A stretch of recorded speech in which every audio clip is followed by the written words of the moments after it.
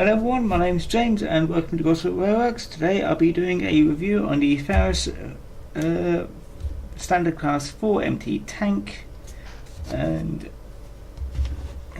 well, I think that really I want to do a tank engine review, and this is not sat on the track properly, and this is the one which I figured I'd do first because, well, I haven't done a Farish review in a little while, but that's somewhat a lie. So this is most of my tank engines. I think I've only got 4 tank engines and half of them are Farish ones, so this is the one I picked today. First of all, let's start with the box information.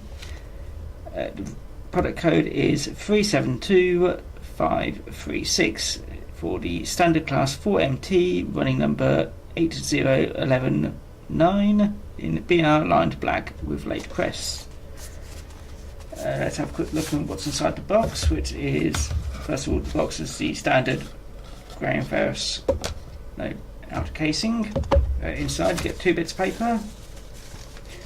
One is the standard Backman Collectors Club warranty information, blah blah blah, nobody reads it. I certainly don't.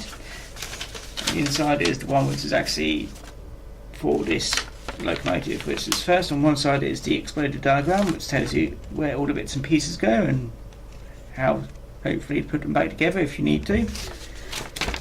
And on the other side it just tells you a bit of information for running in the locomotive, what curves it can take, the body removal, lubricate, and also DCC fitting as well.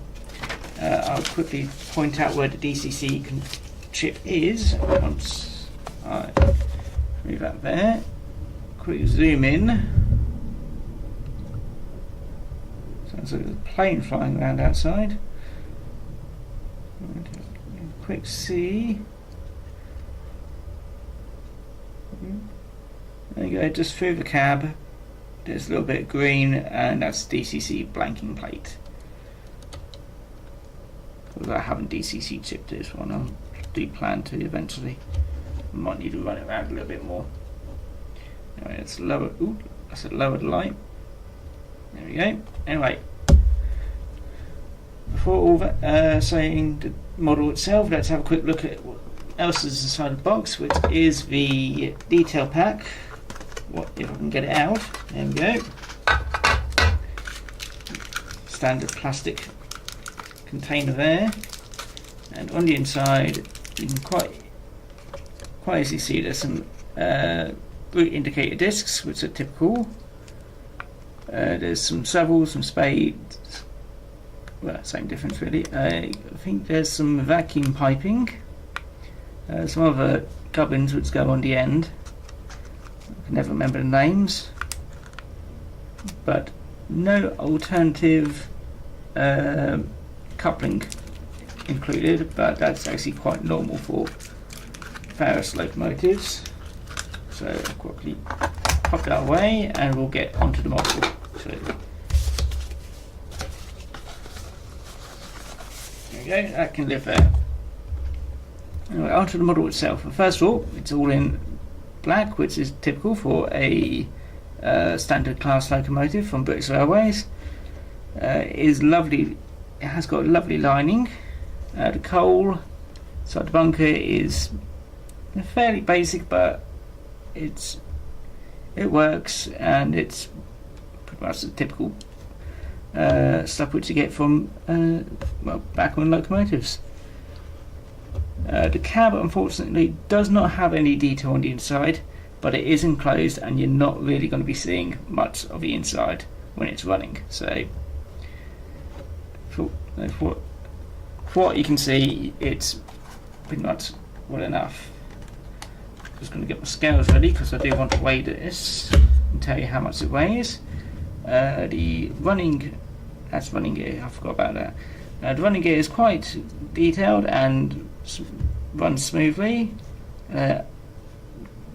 Even though it looks very similar to the Fairburn 4MT because they are this was based off that.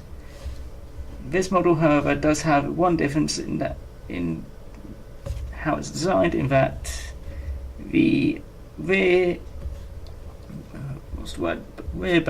trailing wheels are on a springed, not so it's an axle, they're on a springed hinge like thing. So being very similar to the front, it's more secure and not flailing around all over the place, so it makes it a lot easier to place onto the track. And yeah, it's got quite a few bits of detail on. Some pinwheel warning. Very difficult to see in end gates, but I think there might be warning signs on the front there. Obviously the running number on the front, and they've got glazing where it should be as well.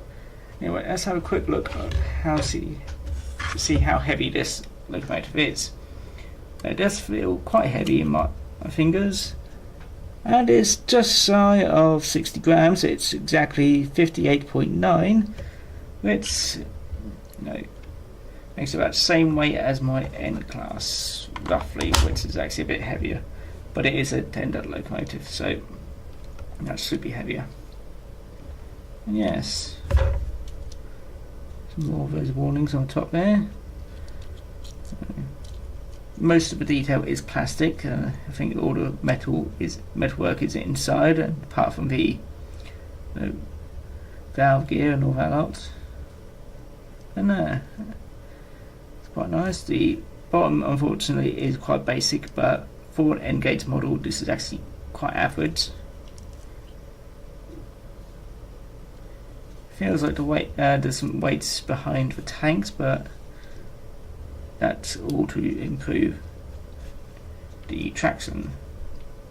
Anyway, let me pop this on my display turntable, and I can give you a 360-degree view of this locomotive while I talk more about its history. So, see you in a sec.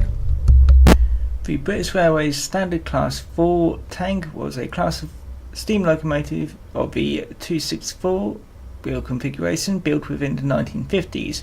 They were primarily used on commuter and outer suburban services. On the nationalisation of British Railways in 1948, the London Midland region had a number of ex-LMS 264s, and the Western region had a number of large prairie DWR 262 types. These engines were particularly suited to commuter and secondary services. However, in Scotland and the southern region, the situation was not so good, with the large numbers of pre-grouping types still struggling on. And so the decision to build the BR Standard series of locomotives, a series of Class 4 tank engines was ordered based on the LMS Fairburn 264 with some modifications, which was overseen by A.R. Riddles, with primary principal modifications of the Fairburn design involved reducing their envelope to enable them to fit within the L1 loading gauge. Standard 4 tanks were originally allocated to all regions bar the Western, and became particularly associated with the London, Tilbury and Southend line working commuter services out of London until that route was electrified in 1962. They're also widely used in the East Sussex and Kent, working with Brighton, Tunbridge Wells and Three Bridges on those lines of the former London, Brighton and South Coast Railway lines, which were not electrified. During the mass withdrawal of steam locomotives in the 1960s, the older types of locomotives were drawn in preference to the Standard 4s, which remained mostly intact till 1964. However, the final 9 were withdrawn from the southern region on 9th of July 1967. However, one example in the Scottish region remained till the end of steam haulage in 1969 as a static carriage heating boiler. However, despite the fact that the class was originally 155 strong, a good number of them were preserved, around 15 number, within various preserved railways. Anyway, let's have a look at the locomotive running on one test track. So here we go. Well then, here we are at the test track. As always, I have my usual set of rake of Mark 1s to test the haulage capability. Basically, if it can haul 10, I think it's 8 of these, which is probably around 2, 4, 6. It's 4 times the weight of the locomotive, and I've just derailed one of the coaches. There we go. Anyway, I'll stop rambling and let's get the locomotive to start.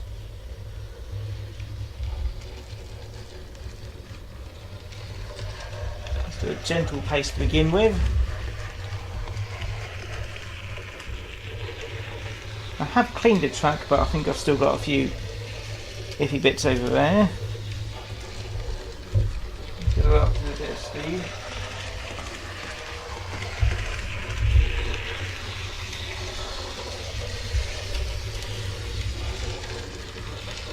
And yes, it seems to be doing quite well so far.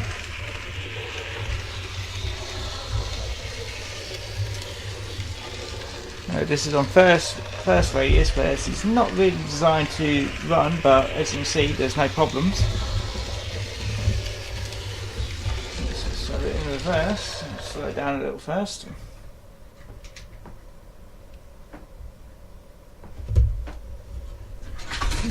Okay. Trust me to get stuck inside the tunnel. There we go. I'd say that's. I've tried to clean the track, but that is one of the places where I had a bit of issue.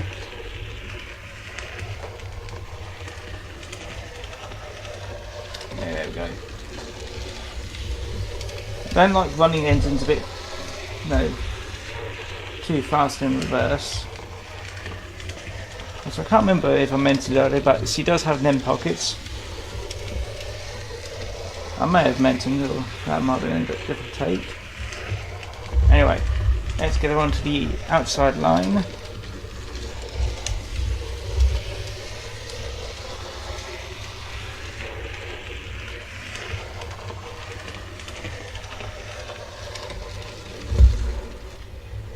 Alright, let's get the coaches in order.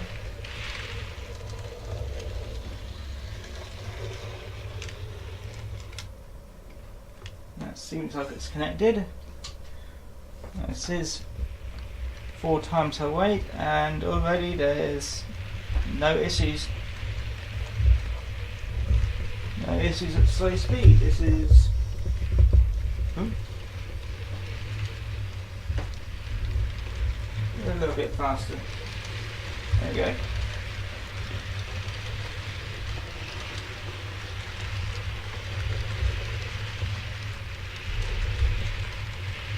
Cycling the track, and what happens? The train finds a bit which I've missed. I'm not sure if she's having problems there or if it's the track.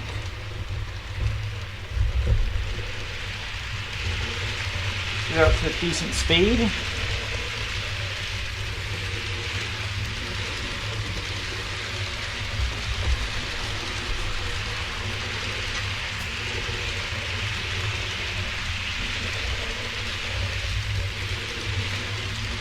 Yeah, seems to be right now. Let's get rid of. Try and get rid of something which is not meant to be on the track. But yes, how much did this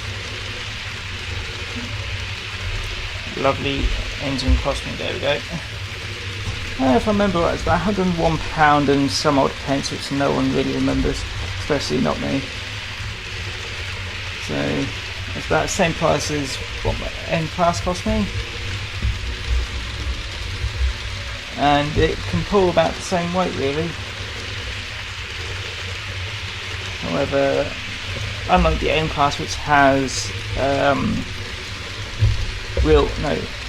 pickups on all wheels including the tender, the standard class 4 only has pickups on the drive wheels if I worked it out correctly. Well, I'll say from what I can tell. So the front pony wheels and the trailing wheels have no pickups. So I don't think I'll have issues. Well, I've not had issues on my layout which has electrofrog points, but they are powered electrofrog, so there's no issues. And these are insular frog points, and it's not really having any issues. Did try it on this bit, but that's got an issue in itself. So yeah, as you can tell, as you can see, it can pull quite well. So performance-wise, I'll give it a good mark. Accuracy and its looks, as far as I can tell, it looks as it should do.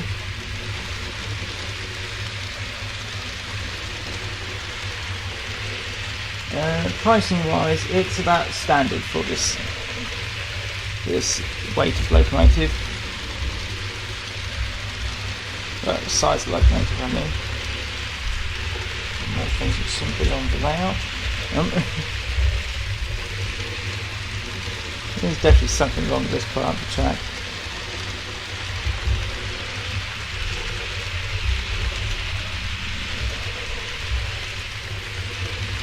It might be a little bit of slippage, but I think that's just my track really. Yeah. Like I said, compared to the Fairburn, it doesn't have any issues being put onto the track either, so yeah, I'll give it a good recommendation for this one. If you just want something which is fairly powerful but compact as well, standard class 4. Tank engine. Nothing really with tank engine bit.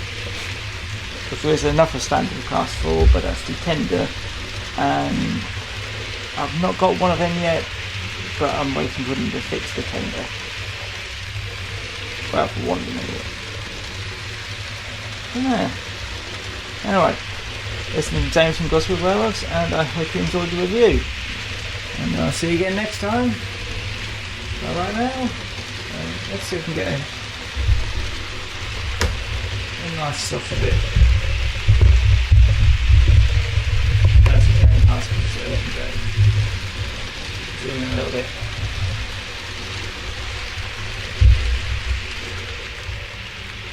Slow it down.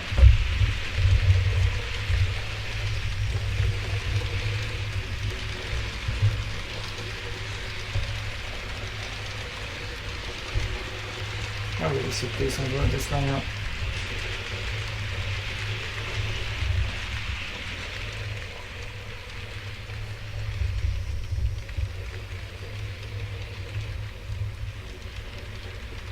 Anyway, see you again next time, everyone.